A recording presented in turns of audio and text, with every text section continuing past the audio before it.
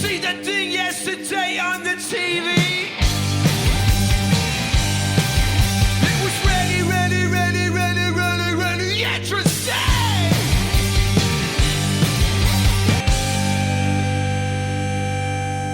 Hello.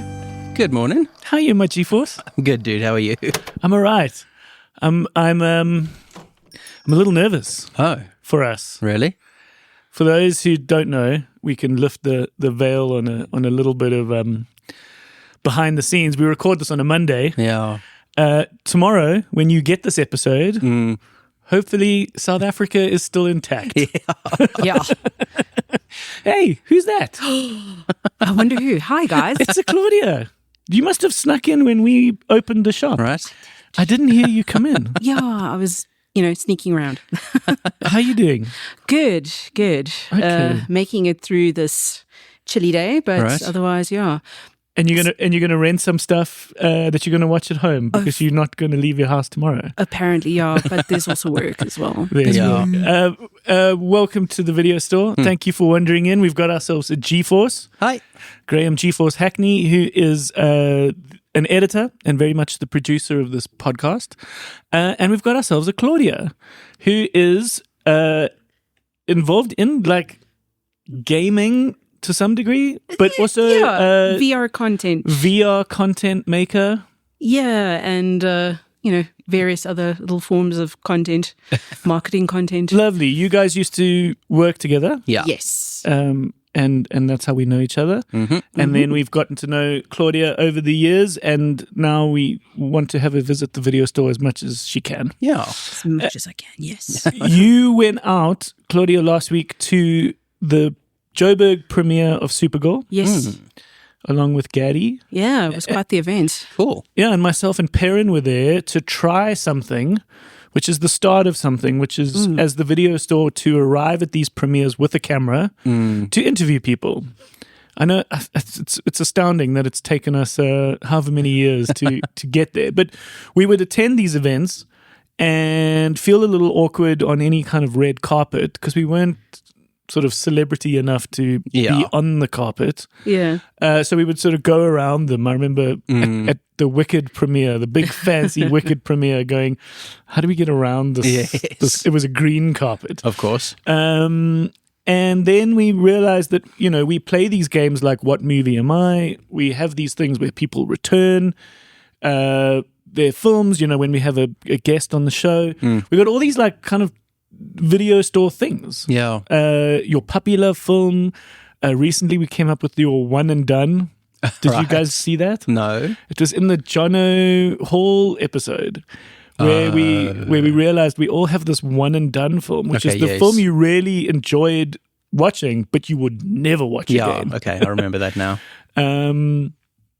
So there's all these little games and things that we can play with at these premieres, and we can shoot these interesting videos. So we're going to give it more of a go. Supergirl was a little bit of a tester. You might see a couple of videos from us from that night. Cool.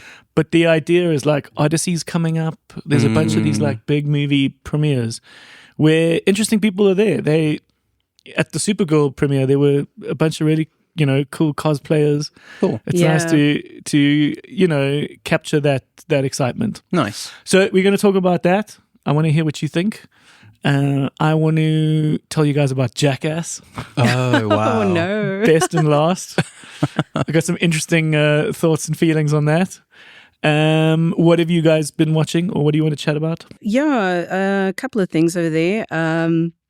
Watched another tennis-based documentary. Is this about the Navratilova? Yes, Chris and Martina, the final sets. Yeah. Okay, we must chat about that. Yeah. All right. Was there a gaming thing for you, hey? Yes, I actually finally got down to playing Mixtape.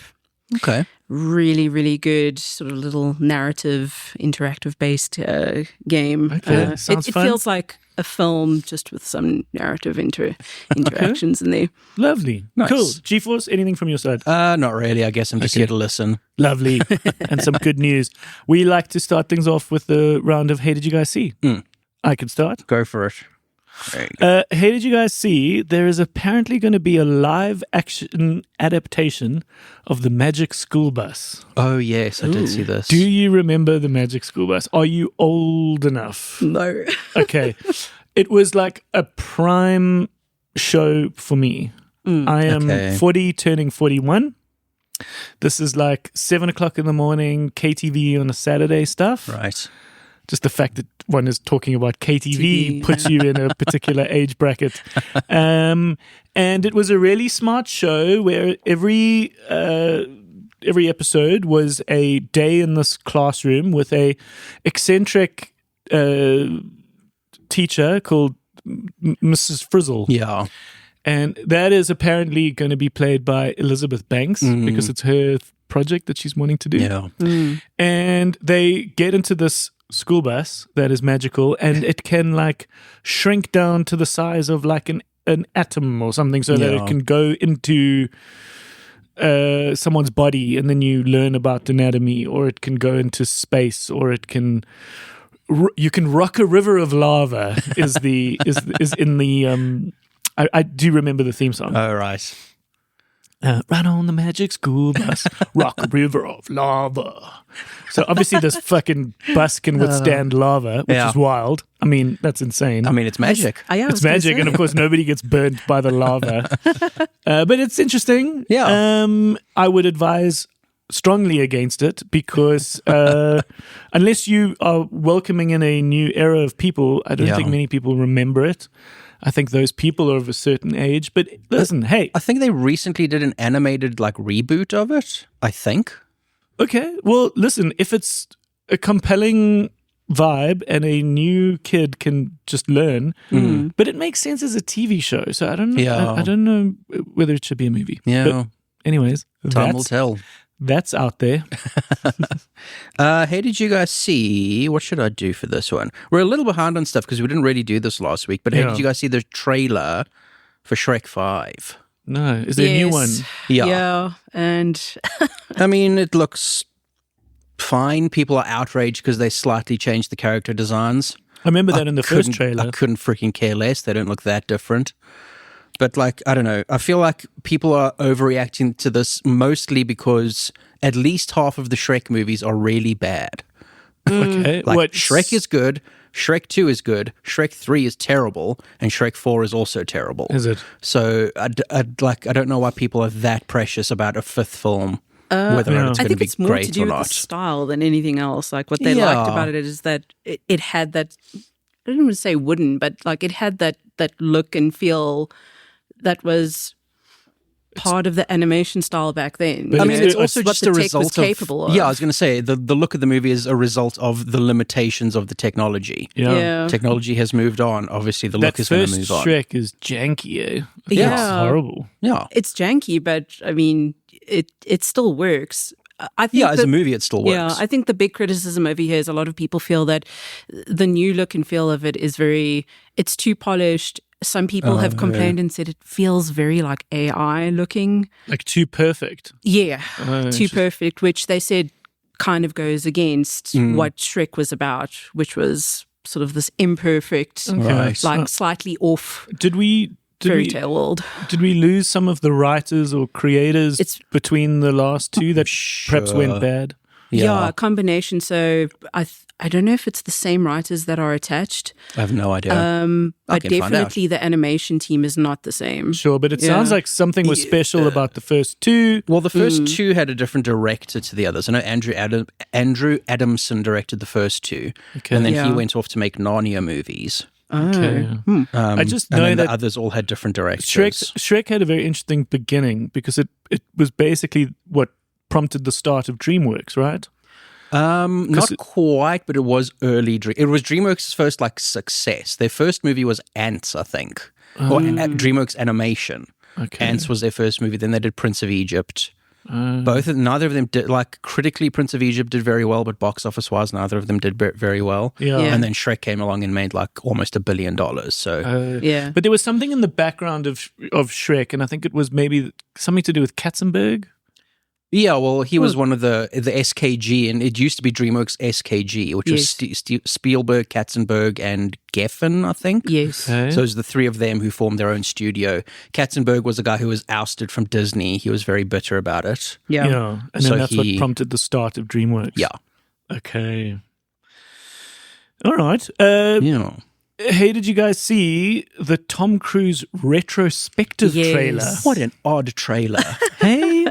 So we've got the film Digger coming out soon, which is Inarritu, Yeah. who is a Mexican filmmaker, think so. Alejandro Inarritu. I think so, yeah. He made very serious stuff, Birdman, Revenant. He had this like little Oscar sort of triple sort of go. He had like 3 films like back to back for best director, best actor. I mean, best film. Yeah. But very serious, very arty. And we've got this film Digger coming out where we know so little. Yeah. And we've been given so little. And we just know that Tom Cruise is the main guy. Yes. We know that it's something on epic proportions, and we know there's a spade involved, and it's like we know very little. And I think what happened is a studio was like, you need to give us a fucking trailer because this thing is soon. It's in like October. Yeah. And someone was just like, we need to remind people that Tom Cruise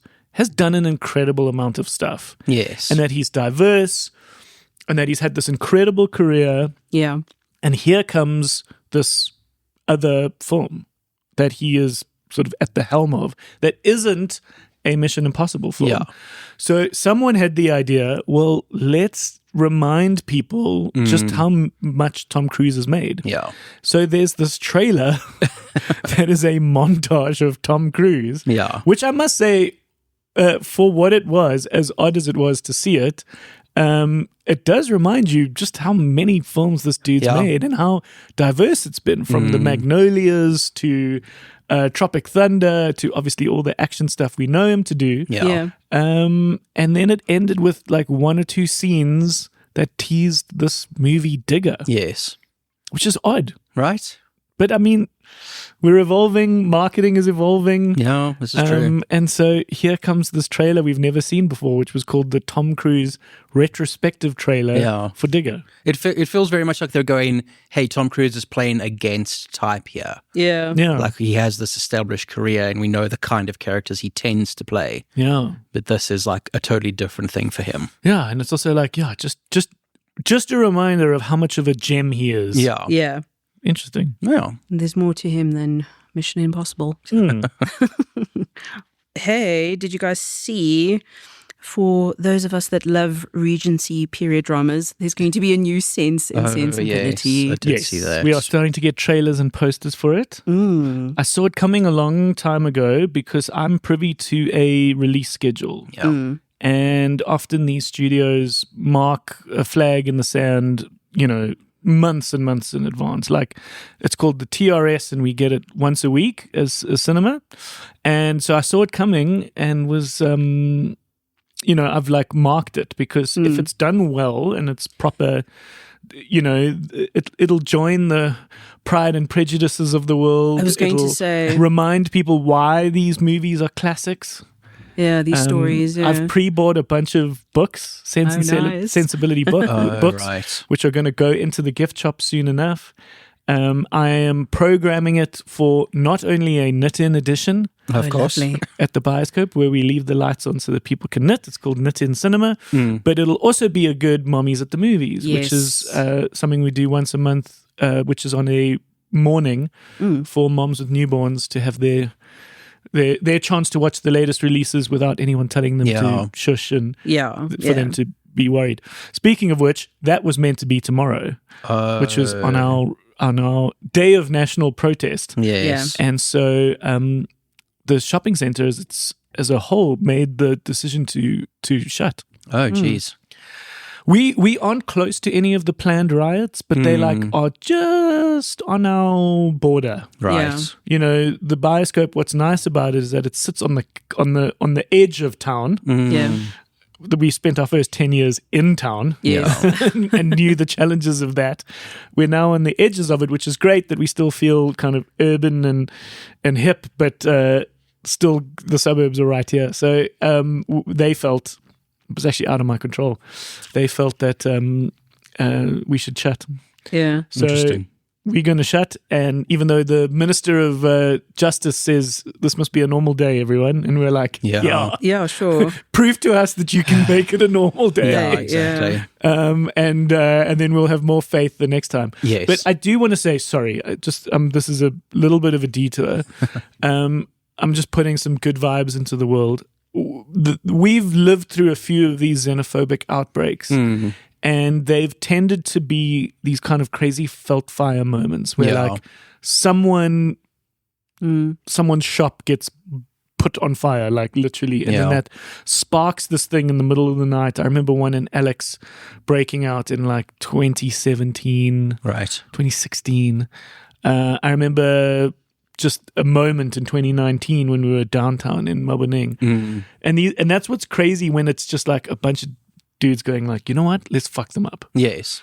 And that's scary, because then police aren't prepared and things like that. I think this one, I'm putting it out into the world, will be a little different because we've all seen it coming. Yeah. Yeah.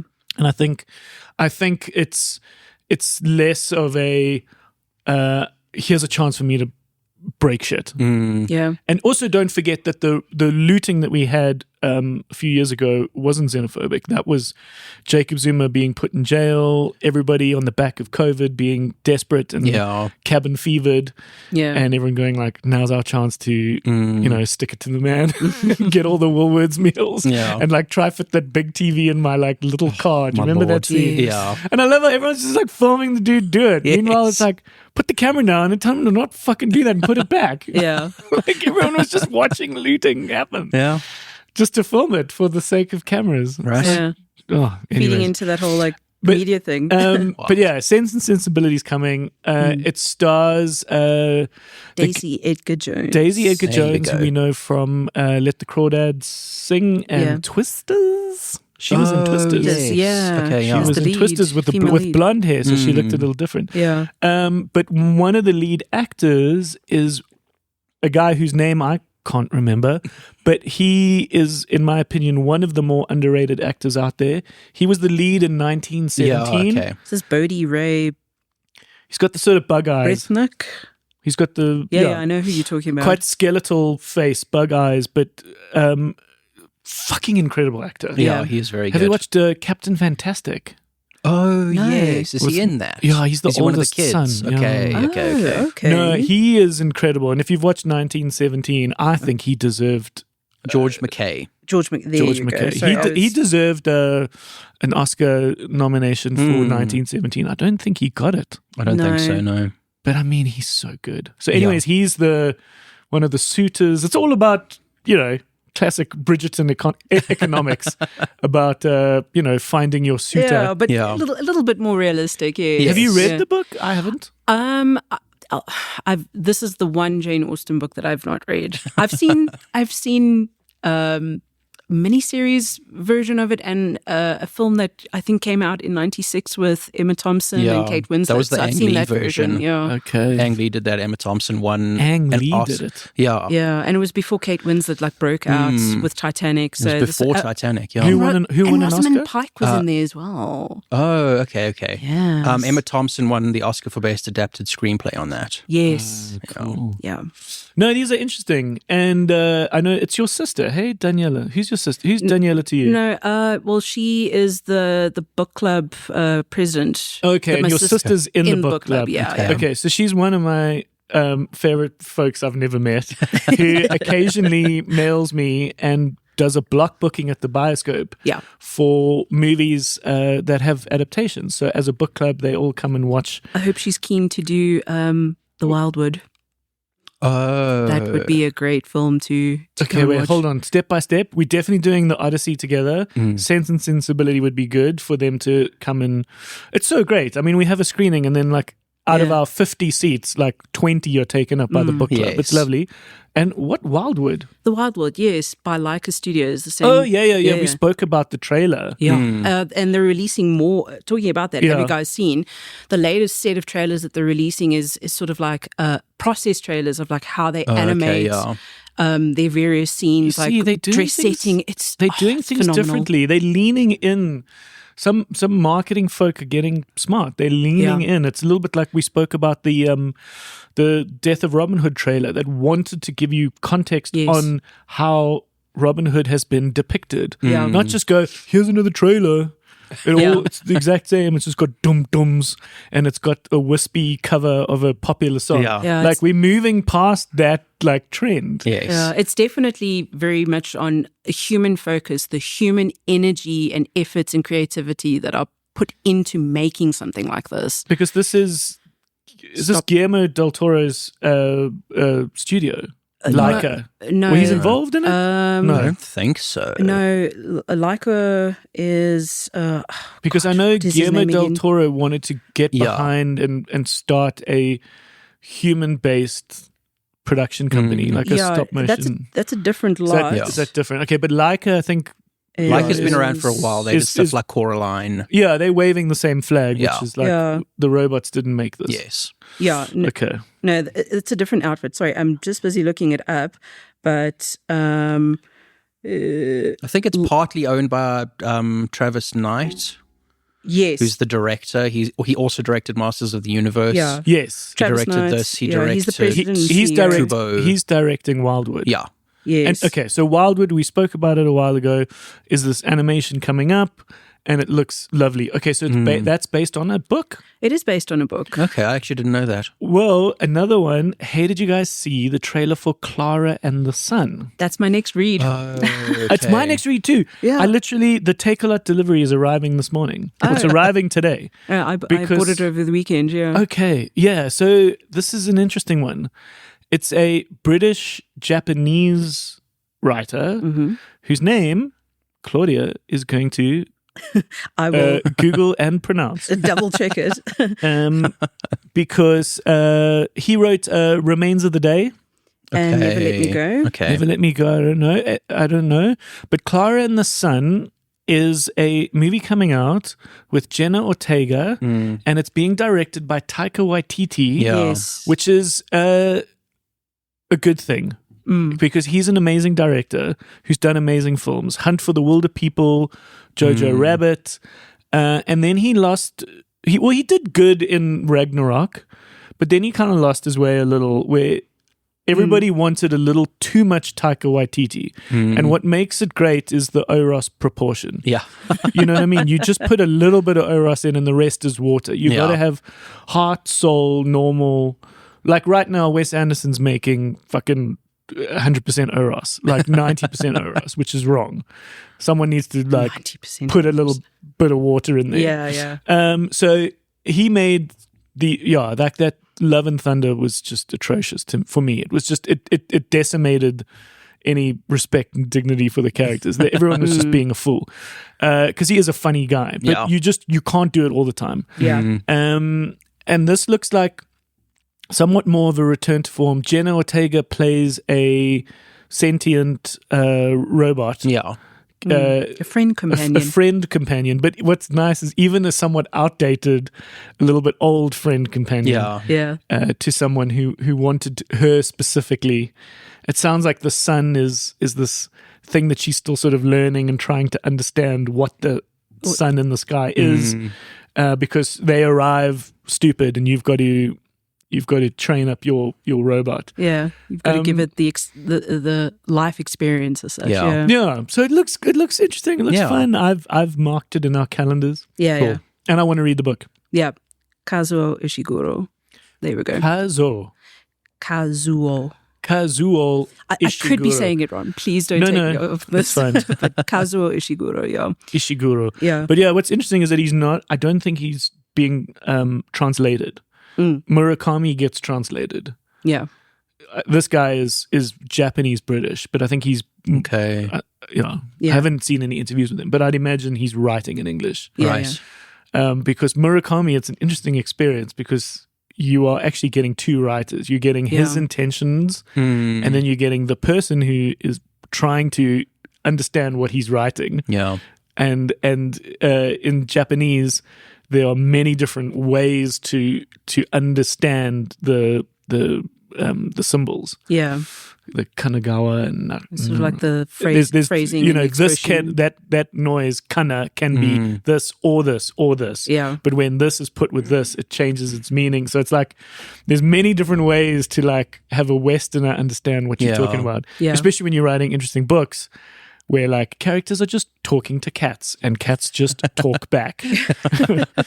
Okay, but Clara and the Sun. Yeah. Everyone should get this book and start knowing it's out there. Yeah. How did you guys see Edward Norton talking to himself at a recent soccer game? No. Talking to himself. Please tell me. So whenever Edward Norton and Brad Pitt are in the same room, everyone makes a Fight Club joke. Right. And the two of them were at a football game for the World Cup, and everybody just loved to make the joke. Oh my God, Edward Norton is talking to himself. Right.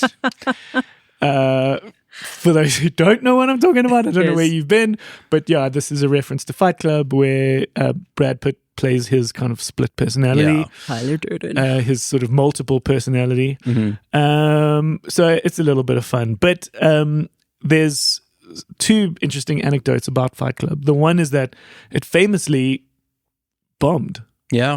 It's one of those films. It was booed at, I think, It the was Venice so Film that's the Festival? thing. They Oh, put it right. out because we talk a lot about this on the video store. We talk about how the film festivals set up films. They make them. They can ruin them in some ways. Yeah. They thought it would be smart to put this kind of commercial Hollywood product that really wanted to be a smart art house film and want you to take it critically seriously. They entered it into Venice that year, which I think Edward Norton said he thought was a mistake, but it famously got like booed. People walked out, but at that day, Brad Pitt said to him, "I think this is the best film I've ever made." Yeah. Right. And And he wasn't too far off. and he wasn't too far off. There's also a lovely book. I started reading quite a lot of Chuck Palahniuk, the guy who wrote Fight Club. I okay. went through a phase. It's a really weird wormhole to go down because he writes like very fucked up books. Yeah. Well, they go down really crazy paths, a little bit like what Fight Club represents, which is this kind of literal, a kind of underground, dark, we need to get these things out off our chest and system, and society needs to, work these things out.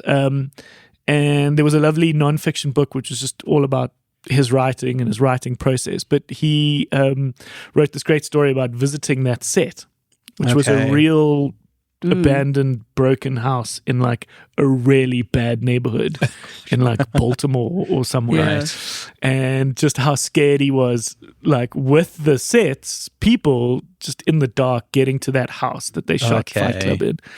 And he said this figure ran up to him and gave him a big hug, and it was Brad Pitt going, "Thank you for giving me the role of my career," Right. which is cool. But it's just interesting that it failed. It's just Yeah. interesting that Yeah. it didn't work, but the world looks back on it. And I just think that there's this lovely place in art for people who are revered and have this beautiful association with a beautiful piece of art. But for some people involved, it's a bittersweet thing because they're like, I actually lost a lot of money. Like, I really wish this made me more money. Yeah. Because they don't continue to make you money. It's not like a play that can constantly bring in more money. Like, once you've lost money, you've kind of lost money. And you get cred, but you don't get money. Yeah. So Well, although you'll probably find Fight Club was probably a bigger hit on like DVD. than yeah, it was so in maybe cinemas. some money trickled back in Yeah. there, and everyone involved I think given that it has this felt okay. it has this like cult classic maybe- status now. Maybe Yeah. sales, maybe Yeah. DVD sales. But yeah, if a movie fails now, it really fails. Yeah. Because there's not much chance to make any money thereafter. Yep. But yeah, it'll be interesting to see what some of these duds that we have spoken about, Yeah. just literally in our time as the video store, will later go on to do more. Yeah. And you see people reclaiming. Speaking of reclaiming, Yeah. I've seen something. Hey, did you guys see? There's a push for Nickelback November. All right. my God. Which is so fascinating. Yeah. Like you coming full circle where people are like, in November we must just play Nickelback and celebrate Nickelback, which is wild. Yeah. And it's like it's just fascinating Yes. how Nickelback could never have predicted that they would have been tagged with as much hate or criticism at the time, just because they were so wildly popular. And like you watch, there's that interview, there's a documentary on Netflix, Love to Hate, Yes. where they're like, I don't know why it was us. I They just hated us. It's just like somehow we got this joke tagged to us, and so now there's a reclaiming. Well, there you go. Yeah. It's a little bit like Babylon, the film Babylon. Oh, really? The Damien Chazelle movie. Okay. Yeah. There is a wing of the internet that's going, hang on, why did we let this fail?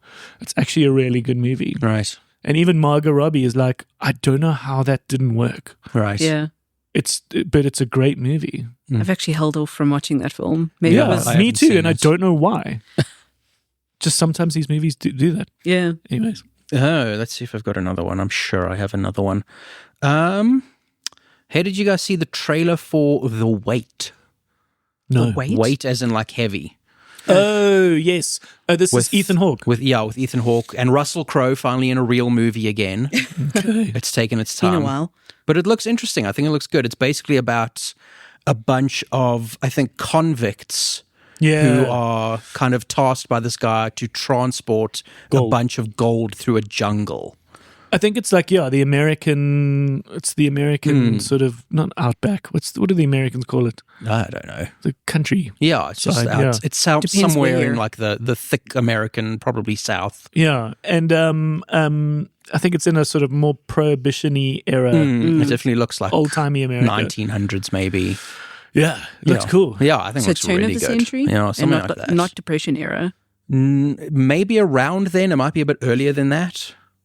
I'm actually yeah. not sure. I don't think it mentions exactly when it's set in the trailer. You have to give that one a But it look. looks good. Yeah. I think it looks interesting. heavy, but it looks good. And it has been getting... Oh, there you go. 1933. Okay. 1933 in Oregon. Pre-war vibe. Yeah. Okay, that's like the Pacific Northwest. Russell Crowe has done a few sort of weirdy movies. Like Yeah. He Isn't like it- really peaked like around Gladiator and that Yeah. sort of era, Master and Commander, that sort of thing. Fell off hard. Did a bunch of terrible movies. Yeah. It seems like maybe he can do like a bit of a comeback. There's a great story of him in the Vatican City, Oh, really? where you go to the Sistine Chapel, and I've been lucky enough to be in that room and look up and see the Sistine Chapel. It's dark because they don't want lights to affect the paintings. Yeah. But he went and the dude turned on the lights and he said, "What? Like, this is crazy. Yeah. Are you allowed to turn on the lights?" And apparently the museum guy said, like, anything for Maximus. And he's like, "Oh, that's a treat." And Ethan Hawke as well. Incredible actor. Is so good. And Yeah. he's just there's a thing that happened. Some famous author died about a year ago. Yeah. And him and his son were like in a park. Okay. And he just said, because this guy has passed away, let's celebrate his beautiful work. And Ethan Hawke just read this passage of something that this author wrote. And I think the son was playing guitar. But it was one of those, like, when you hear good writing, it just sounds so beautiful. And right. it's just like, it's one of those, like, it's the subtle art of it. Yes. Where, like, when you hear it, you're like, oh my God, no, this is incredible writing. And he, in an interview recently, said he's been doing something with Linklater again. Okay, cool. Because he's done the Before trilogies. He did Boyhood with him. Yeah. I think Richard Linklater is probably one of the more special directors in the world. Yeah. Who's done these interesting things. And he says they're working on something that Linklater's been working on for ages. And he's like, I will be back on this show. And he's like, and it will be considered the greatest film ever made. Oh, right. And he's like, mark my words, I'll be back this time next year. And I was like, Okay. that's a comment. Yeah, Yes. bold. That's a bold comment. Okay, lekker. Should we move on? Is there Sure. anything else? No. All right. We got to start doing a little bit of work. We got to stock the shelves here. Yes. I see Fire and Ash. the Avatar movie. Oh yes, And It Disney. needs to go on the Disney shelf. So Yeah. So does The Sheep Detectives. Yes. Oh, where's that now? It's on On Prime. Prime. Oh, cool. I watched that last night.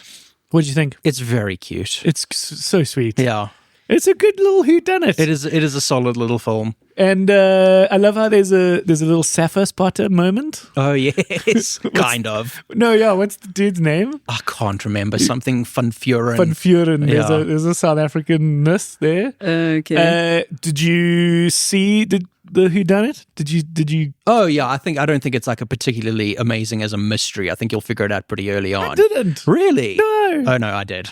Oh, did you get it? Yes. It has to be someone in the room. But Yeah. it was like, when that happened, I was like, ooh, that's a goodie. Yeah.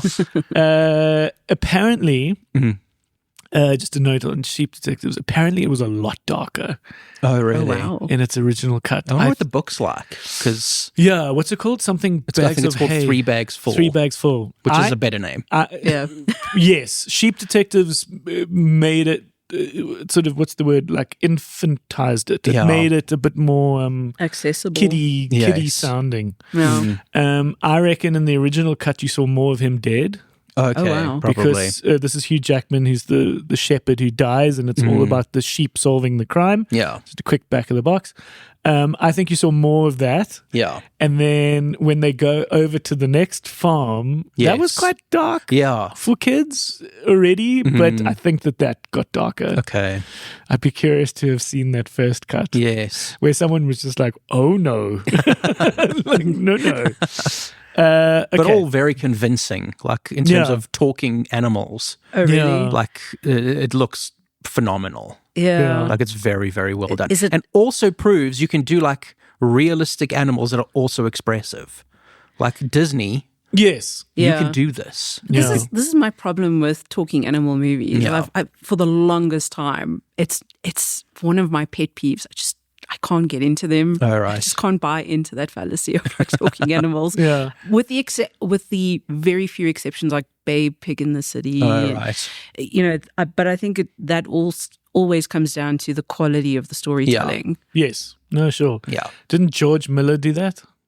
Which one did George He Miller did. do? Yeah, he produced He the did first he one. did Happy Feet. Yeah, he did the Happy And- Feet movies. He produced the first Babe and directed the second He one. directed. Yes. Is that Pig in the City? Yeah, Yeah.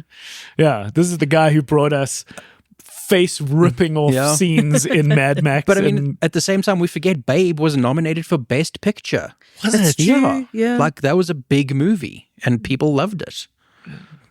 That'll do. Yeah. That'll do, do. Pig. All right. Let's chat a little bit about Supergirl. Yes, tell me Yeah. about Supergirl. What did you think? Look, I thought it was a fair, fun watch. If you went in there expecting it to be this grand revelation of like superhero filmmaking, well, you're not going to get that. But it was a good sort of like follow up to Superman, and a pretty fair adaptation of the Tom King comic Right. series of comics. It takes the basic premise from that comic series and I think just runs with it, the bare basics. There's a lot that goes on in those comics. Yeah. I mean, you've got like a super horse and you've got them jumping from like different worlds to go and like go on this grand adventure to seek revenge on this really like over the top villain called Graeme of the Yellow Hills, which is in the film. Right. Okay. So like I said, the basic premise is there, but a lot more sort of like watered down and kept within this self-contained little story that Okay. has nothing to do with like saving the world against a big bad, more Right. just, you know, Yes. So like I Kara finding herself as a person and Right. as a super person, you know, Yeah, ultimate- superhero. ultimately she wants to save her dog, Right. and that's what the movie is. A girl and her dog. So it's a little bit like it's a sort of a John Wickian narrative, Right. in that sense. Where I must say, as a 40-year-old who didn't read a lot of comics at all, have gotten quite tired of like the big epicness of it, which we Yeah. can always play with, which is like cities ripping apart, Yeah. and cities going all black and all that kind of weird, big grand shit. Yeah. I appreciated that first Spider-Man where it's like, I just want to get to prom. Okay, right. Yeah. And it turns out like the dad of my girlfriend is like not a nice dude. Yeah. Like that is it. So one character is wanting to get this big revenge and brings in Supergirl, and Supergirl wants to help just because she wants to save her dog who got poisoned. And this is she's got 3 days to like get the anti-venom, which is hanging around the dude's neck that this other girl wants to kill. So it's like, I'll help you. And I liked that, and I thought that was cool. I thought all the get 'em moments were great.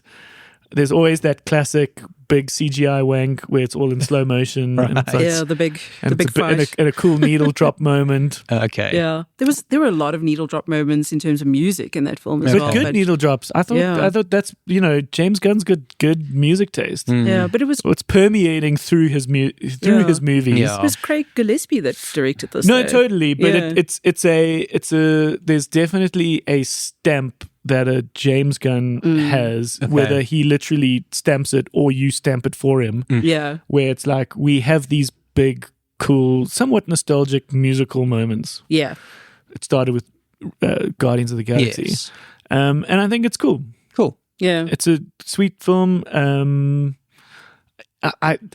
I was fascinated, and I'd love to hear your opinion as a lady. How females would support this movie, and at what age would a girl want to watch a superhero movie?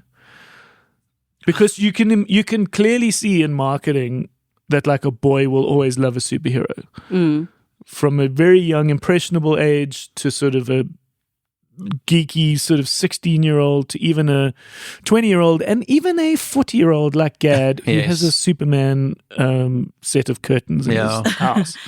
So boys can sort of never not find superheroes cool in some shape or form. Yeah. Right.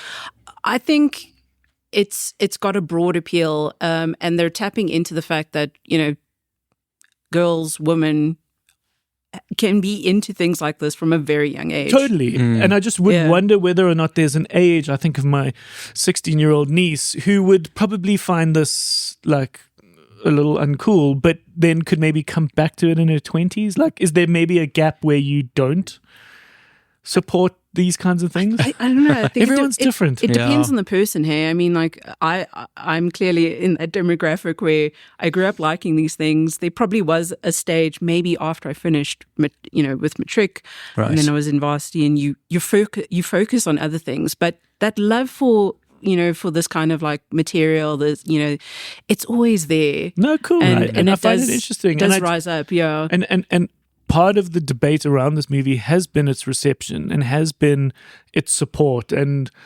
the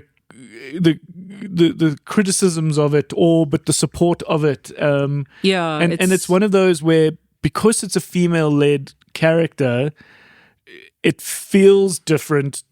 And people think they should treat it differently to all the male-led characters, and so they want to look at it differently.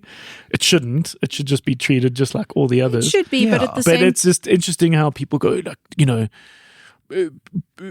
because it's a female-led film, it's not doing as well in the superhero genre, and you're like, there's always going to be those bullshit comparisons, and inevitably it will sort of like feed into it.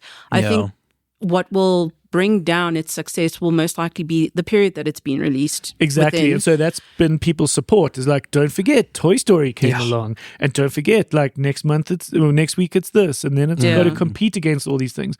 But there was no question that when Wonder Woman came out, there was a big comment to go, look, female superheroes do work. Here is proof. It works. Yeah. So it's just interesting to sort of always have that. It helps when you have happen. sort of like that touch in the script as well, because the scriptwriter for the film is a woman, and you can see that when in media when it's been written by a guy, as opposed to being I would imagine by a woman, can, like it has those moments in it. So, and what I liked about this film as well, and just about the story in general, when I read the comics like way back and then now recently reread them again in anticipation of the film is, I mean, it's a story that just focuses on the person. There's no extra sort of like bullshit that comes in from the side about, especially like there needing to be romance to make like a woman's story legitimate. This is, like we said, it's a story about a girl and her dog. She's going through her stuff. You know, she's sort of like contemplating her world, her place in the world, in the universe, in light of everything that's happened to her. Her story is different from Superman. So you can never expect Kara Zor-El to have the same sort of like path as what Clark Kal will have in his world. Like his is the big boom, I've got to save the world and I've got to prove myself to humanity that I am them, I'm part of them. Whereas her story is very different. Hers is figuring out her place and sort of owning her place and accepting that this is her.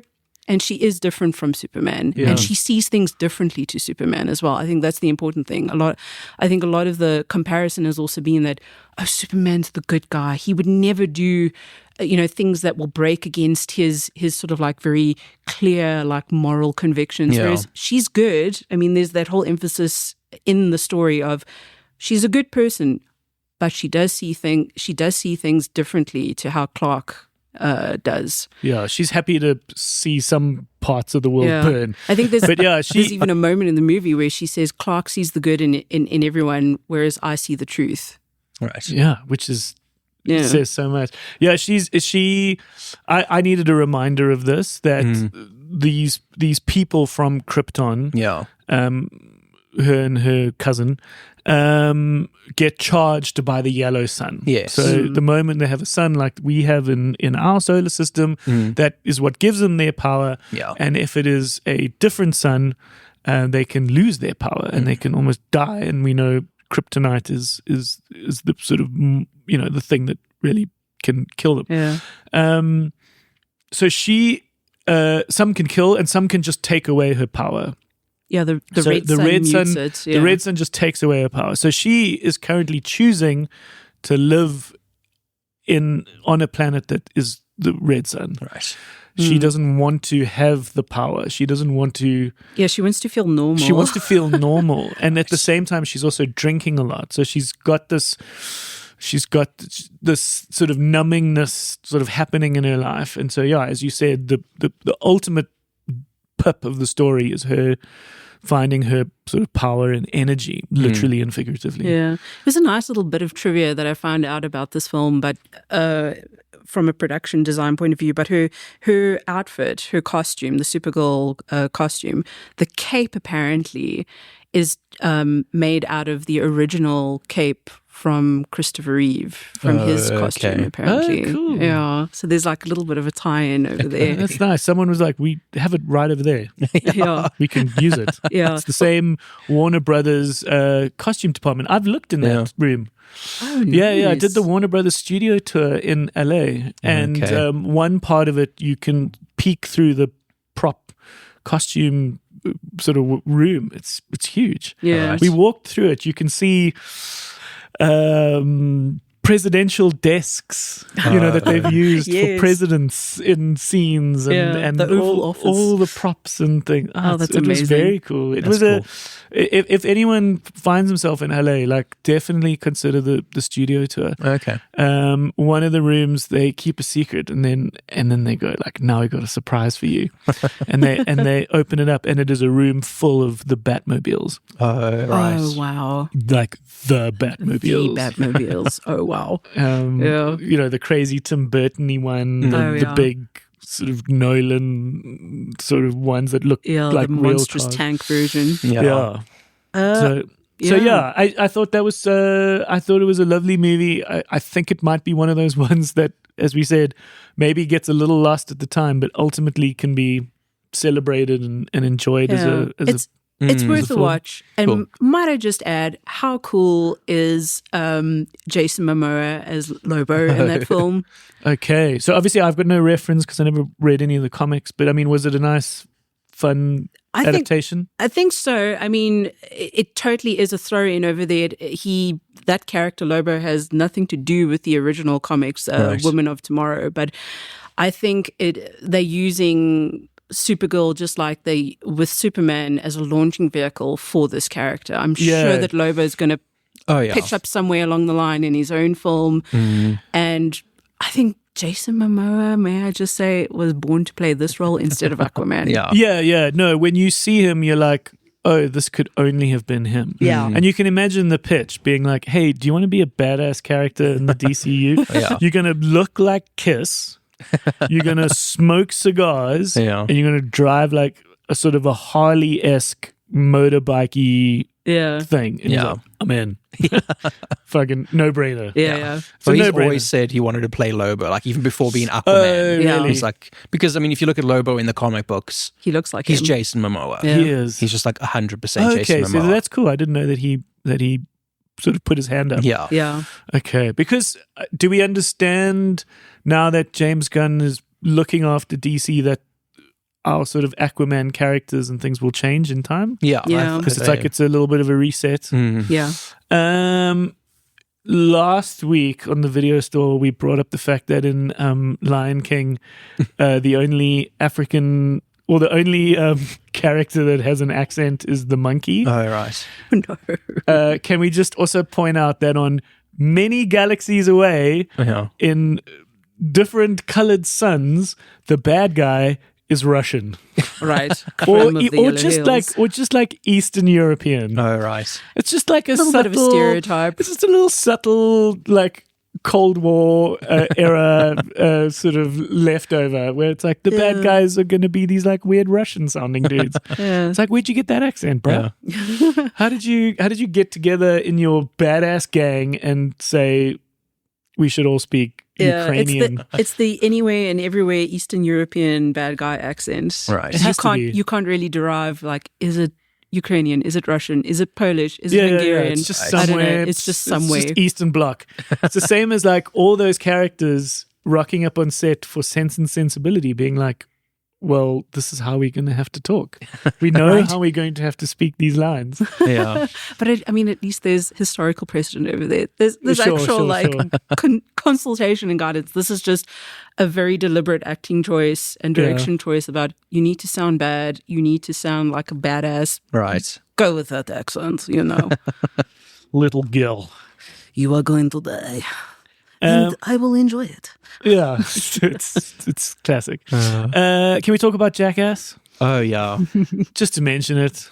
I was one of those people, because as I said, I'm 40, where MTV was a thing right in my high school.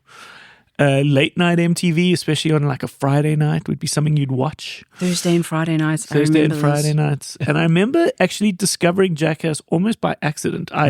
This is as you describe it, it's so normal, but it just feels very dated. I was taping live television, as one did. Yeah. Especially when it were to be very late. And you didn't... if you didn't know, one could set a recorder to start at a certain time and end at a certain time. Yeah. But that's highbrow shit. So you had to have your VCR set up in a very specific way. You had tapes that you were happy to just tape over. So what you could do is press record and just leave it. Right? You'd go to sleep. So you'd watch what you want to watch and then go, well, what else did I record on this night? And that's when I discovered Jackass. Okay. Oh, nice. And it kind of blew my little sort of 16-year-old mind that these dudes were doing these kinds of pranks and doing these kinds of things. And it was kind of the first of its kind. And then went on to be, very famous. I'll never forget watching the movie in high school, the first movie, sitting down at Monte Cassino and seeing this family behind us. Oh, Lord. And I was of the ilk where I was almost tempted, and I was not afraid to talk to strangers. Yeah. I was almost tempted to turn around and go like, guys, I think you've made a mistake. Like that.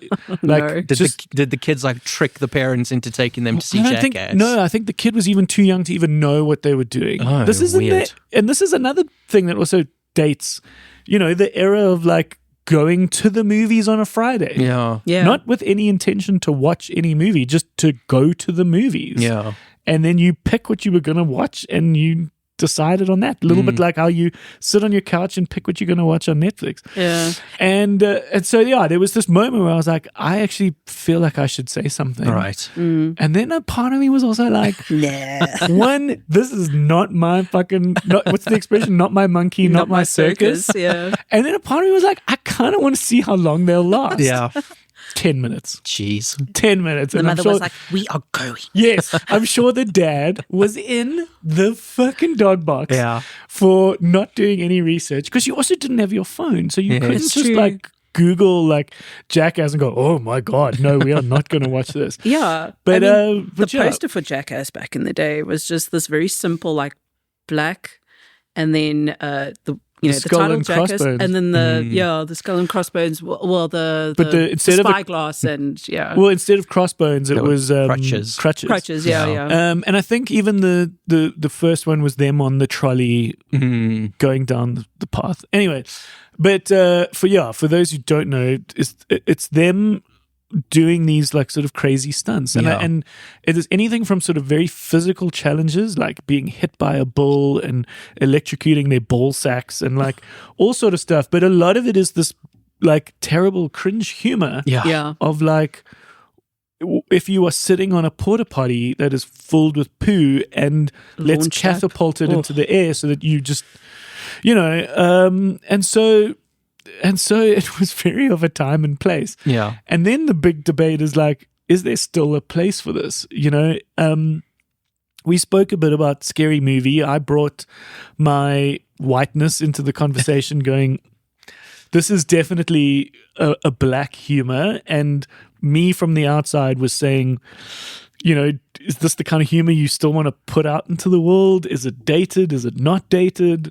How do we feel? Do we still find this funny? Yeah. I found it interesting that in the week that Scary Movie was released, it was number 1. Yeah. As we said. And it's made a killing. It did well. Week 2, it disappeared. Yeah. So it was like this little flash in the pan moment where I think everyone was wanting to give it a try. Yeah. I was willing to go out and watch Jackass because a part of me was also like, the Bioscope does have an edge. Yeah. It does have a nostalgia. Do these match? And I was like, I literally can't bring myself to screen this movie. It's got a place. Yeah. It's interesting. I will say there are 1 or 2 moments. It's just a compilation of sketches and moments that have to get more and more outrageous, which is also part of their challenge. Yeah. But they're also getting old. Yes. So they've brought in a few like young dudes. They do some things. One little ground I thought was quite fun, and I almost wish there was more of this, but that takes a little bit of brain and intelligence, is the sort of psychological messing around. Right. Yeah. And there was this lovely moment where there was a fear that they thought was in the room, and it was cool to watch the human limits of how these people react to like the fear they thought was there. Okay. As opposed to a lot of these skits, which is like the actual fear, where it's Yes. like, I am actually strapped to this homemade rocket and I'm going to be launched into a lake. Like, this could burn a hole through my body. Yeah. It actually, like, one attempt, this thing shoots out the side. Like, if that had shot, and it very easily could have, into his body, like, Johnny Knoxville would have died. Yeah. But it's interesting. They show a few things that they could have never shown All right. at the time, which is 20 years ago. Like, MTV was like, we could never have aired that. Yeah. And they've been holding on to it for now. So this is famously the last. It's called Best and Last. So is it like compilation of some old things Yes. plus some new things? It as literally well? starts with them going like, okay, so this is the last movie. What do you want to do? Right. And he's like, I want to, do 1 or 2 of these things. We've got some plans. I also want to show the best of the old stuff. So like some of them is skits I've seen. Okay. I remember Yeah. when they did that. Like, the one was like the dude put like a toy car up his asshole Yes. and went for an X-ray. Yeah. Oh, And this like Lord. poor Mexican doctor's like, it's a toy car. yeah. Like, why do you have a toy car? Like, don't tell anyone. Just go to the hospital now. Yeah. Because I'm just an X-ray guy. That doctor was And him like shocked out phoning of his people going, mind. it's toy car. So there is that talkability of it, but there's a couple ones where it's just like, this is too much. Yeah. It's just gross. It's just gross. And it also doesn't hold back on so many levels, just like Scary Movie, where it's like, let's still involve like obese people. They participating, but I mean, it's not helping, society's, perception of obesity. Yeah. So let's just say the Bioscope's not going to screen it, but I wish it all the best out there. It's interesting that these products exist. Yeah. Johnny Knoxville said a great quote, which was because I said, "Are you sure this is the last one, or how did you feel sort of making this the last one?" And he said, "Making this was a little bit like putting your dog down. It's like, Wow, you really love it, but you like know it's time. Yes, like you kind of have to do it. I think, also, but it still hurts. Yeah, in all the wrong ways as well. Yeah, totally. And there was another thing which is great. Someone once asked him what was the scariest moment in your career. This isn't in the movie. This was in another interview, and he said, "At one point, I got Steve-O's blood on me."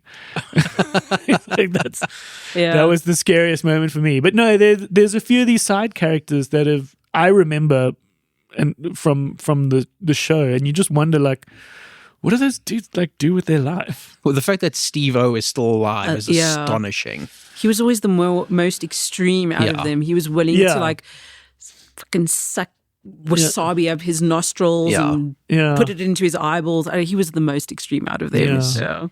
No, and he gets a robot Emina. Oh, right. No. No, it's wild. It's wild. And I was a bit too old for it. But then this is the lovely debate that you keep having, which is like, it was my era's comedy. Yeah. I don't find it funny anymore. Will a new generation find it funny, or do people still find it funny and humor travels with you? Yeah. Or does it get lost in this little moment where it's like, it's of a time and place and it's not even generational? Or is it generational? So like, will a 16-year-old watch Jackass now and go, do you know what, this is fucking hilarious? And you probably find that's what's going to happen. Yeah, there'll definitely be that high schooler part of you that is like, oh, it's Jackass. Like, let's watch it just for the shits and giggles of it.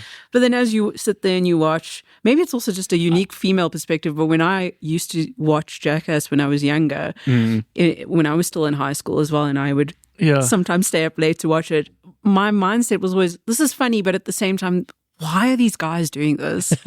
Just why? Why would you hurt yourself like that? And emphasis on guys. Yeah. So obviously this is a male thing, and quite specifically a white male thing. So it's worth mentioning the fact that at that time and even thereafter, this was never a black thing. And I just think there's always been that lovely joke, and it's been in a lot of black humor and white humor, where it's like, the white people, from a point of privilege, are bored and would do these like extreme things. There's been great jokes in like original Kings of Comedy and things like that, which is like, white people skydive. Like, black people are like, we don't need that shit. Like, our life is interesting enough. Yeah. You know, and it's the same comment that often happens with females, where it's like, we've got our own problems. Yeah, there was a great Dave Chappelle thing where he was like, I once had to walk through, south side of Chicago or wherever it was, with a whole bunch of money in my bag.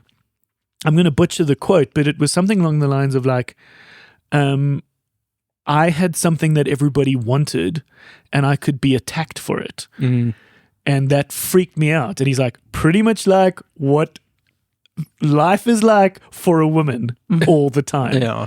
And then that had the whole sort of female audience and fans of Dave Chappelle going, thank you.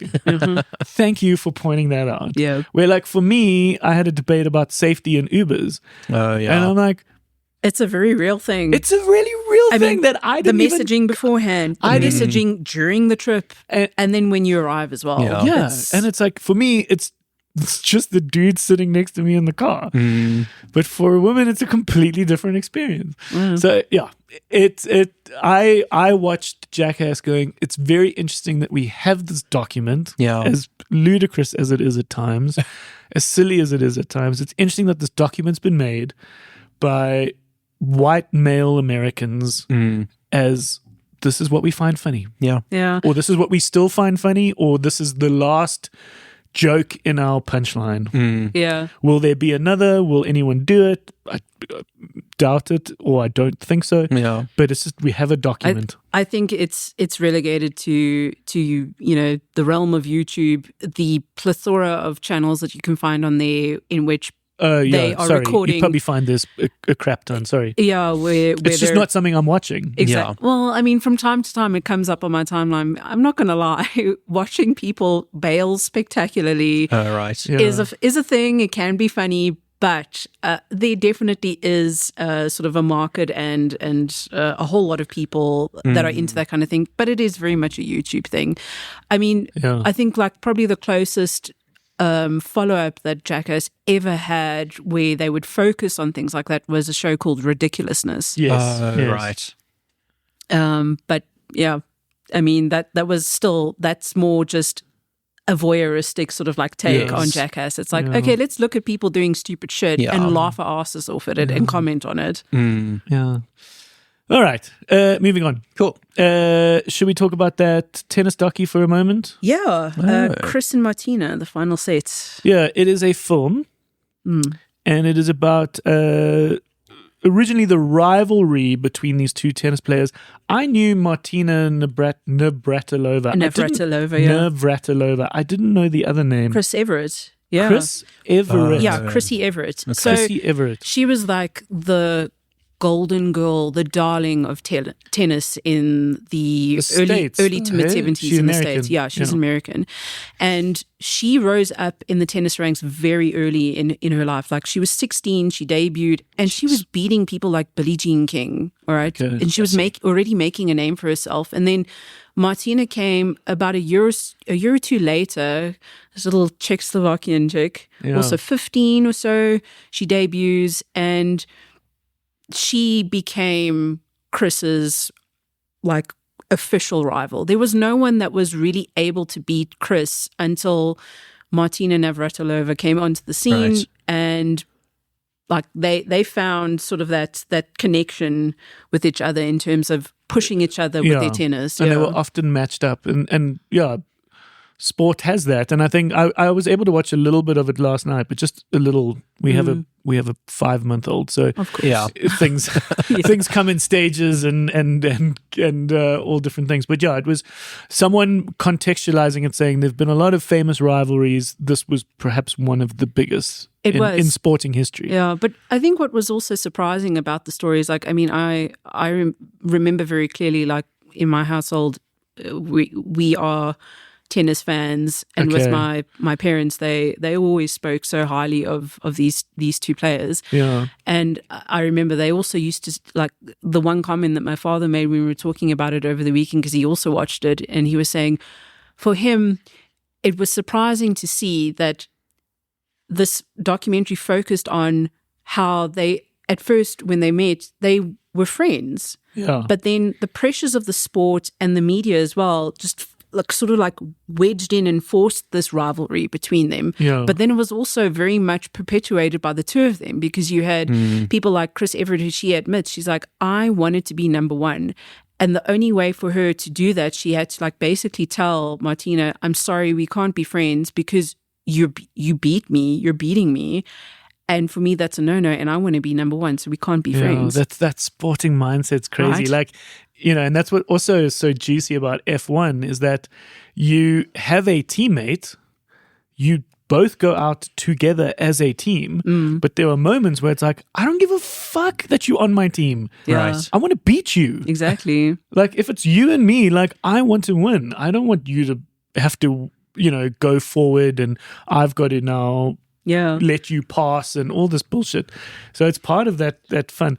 But without giving too much away, this documentary is about a bigger story about them now. Yeah. So throughout their tennis career, and then towards the end, and then post the career, the friendship that formed between the two of them, and the struggle that both of them end up having to go through with cancer. Okay. I mean, this is widely documented. People know about this, but it's interesting. The two of them battling in real life throughout their careers, and then finding that place where they're like, okay, we actually don't give a shit about this so-called manufactured rivalry anymore. Yeah. We actually do like each other as people, but now we're standing by each other in the most important part of our lives. Something that can actually take our lives away from us. Lovely. Yeah. No, it's cool. So it's on Netflix. Yeah. Cool. Very good story. Anything else to chat about? So I'd just like to make a mention about a game that I've played recently. Yes. So it's called Mixtape. So It's a cool name. it is. It's a rad game. If you had a PC and the time to play it, I would say go ahead and play it, because this game reads like a film. It is actually, I think, the premise of it was, I want to make a movie, but I want to have some form of audience participation in it, because this thing was developed by a guy called Johnny Galvatron. That's a cool name. Hell of a name. Apparently, he is the lead of a band called the Galvatrons. But I mean, why wouldn't you be? yeah, and he was. I mean, picture it as it's a game that's inspired by John Hughes films. Oh, So cool. it's like John Hughes meets Dazed and Confused meets Wayne's World, and it's just this beautiful sort of little nostalgic coming of age story where three friends are basically spending their last day of their final year in high school before they go off and do the things that they're going to do now that they've matriculated, that they've graduated. It sounds like you're describing a movie, but you're describing a game. How does it be a game? So there are moments of interaction in there. So the way that it, basically think about it, there are parts where these kids, it's going into the mid-90s. So these kids are sort of very much of their time. You look at them and grunge era. Your grungy alternative era. And there are moments where, for instance, you're playing in the opening title sequence of this thing, and you're controlling the characters as they're skateboarding along, going to their next destination to meet up with one of their friends. And you're sort of guiding the story along at these pivotal moments where you can interact and you can sort of participate almost in the story, and you can explore. For instance, you go into it's not about challenges or beat ups or things. It's got a. There are gamified elements where, for instance, you can skip rocks and try and skip the stone to hit the water and go through a tire swing that's above tied to a tree above the water. But the emphasis is that the game mechanics and the interactions all serve the narrative of this game, the story. So it plays like a film. It's very cinematic, and it's this beautiful story of these three friends that are coming to terms with their high school era ending, and they're now going off and stepping into the first big part of their adult life, which is after high school. Yeah. And I just love that this is a game. It blows my mind. I mean, I'm sure for you as gamers, you're familiar, but for me, it's. And I think of gaming being something that your fingers sort of go at. Yeah. But it's about challenges, about these levels, bosses, all that kind of stuff. But there's this whole other subgenre of gaming. It makes sense that someone makes a game, which is it's a hangout game. Yeah, this whole idea of games without a fail state has become very popular. There's no game over. There's no way to actually fail. Cozy games, that sort of thing has become very popular. There's games where it's they call them simulators, but they're not, where it's you run a little store. So you have to pack the shelves and order stuff and that sort of thing. There's games where you renovate a room, where you have to clean up and you have to paint the walls and that sort of thing. We've always made the joke that I'm not a gamer. I don't play games. Yeah. I do play a game. Oh, yeah. I've played a game every day for 10 years. Oh, yeah. Under 10 years. Maybe, no, I'm could be almost 10 years. I've got a little town. Oh, right. I've got a town in my phone. And every morning and at night, I fulfill the orders of my town and I build this. It's called Township. Oh, okay. Okay. Yes. There's farming and there's factories like and Stardew there's Valley almost. Yeah, it's that classic thing. But that's my kind of game, which is like a little thing. Yeah. Just a But little I mean, hangout. cozy Sims and stuff like that are super popular, but there is still like a very sort of like set, like very like gamified aspect of it, where those challenges where you're having to build up your cottage, build up your business, develop relationships with the characters in the little town that you're in or place that you're in is very much like they are game goals over there. Whereas Sure. No, I've got to get to other levels to unlock things. Yeah. But Mixtape is part of like a genre of games that is very much like your cinematic game.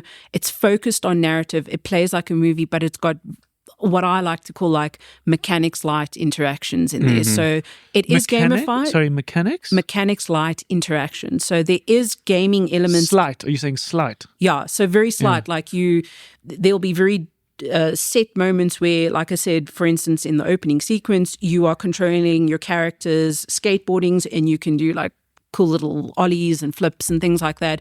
But the point is that you're guiding the characters through these little parts, but you are mostly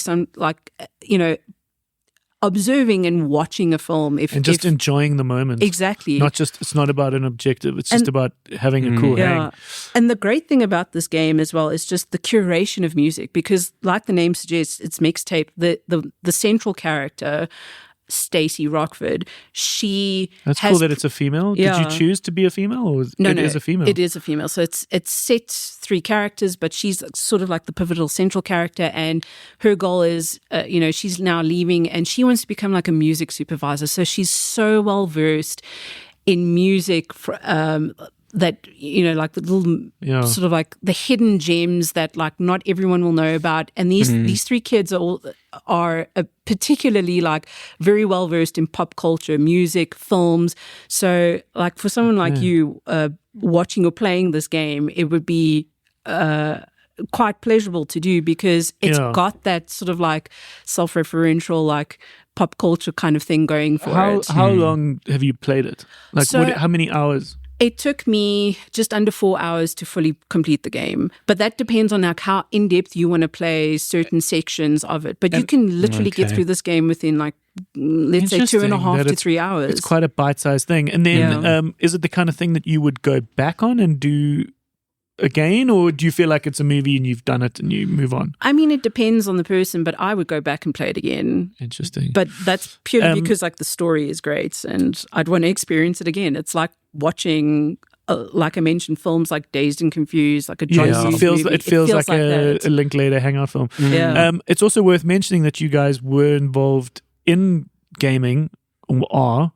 But with something Very like New Reality, the company that you guys were both together at, put out Butt Fighter. Oh, right. That was Califorways, which is the greatest name ever. But I mean, it was happening. But it was happening around you. It was in your office. Yeah. It was.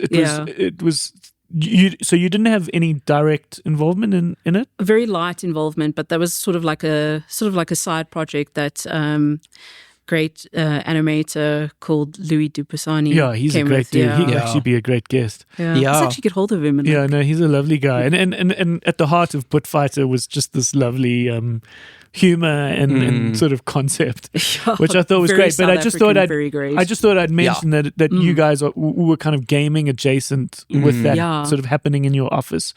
And it was something that was a lovely time and place when Butt Fighter was being not just made, but also like put out into the world for people to enjoy. Our home base is thevideostore.co.za. You can chime in and let us know what you've been watching by leaving us voice notes, sending us voice notes, or even sending us emails with any of your returns. But also chime in with the "Hey, did you guys sees?" in our comments, as well as on the Facebook group. Okay, thank you guys. Yeah. That's lovely. Claude, thanks for the visit. Thank you. We appreciate you. Yeah. Go play games, go watch movies, guys. Yeah, you were returning Mixtape because at the video store you can rent movies, but you can also rent games. Yeah, that was a thing. That was definitely a thing. So we'll keep that alive, and that's what you were returning. Nice. And so that's why we had such a lovely visit from you. Okay, Magic. Thank you, guys. We'll see you very soon. Yes. Yeah. Okay. Bye-bye. Bye. Bye.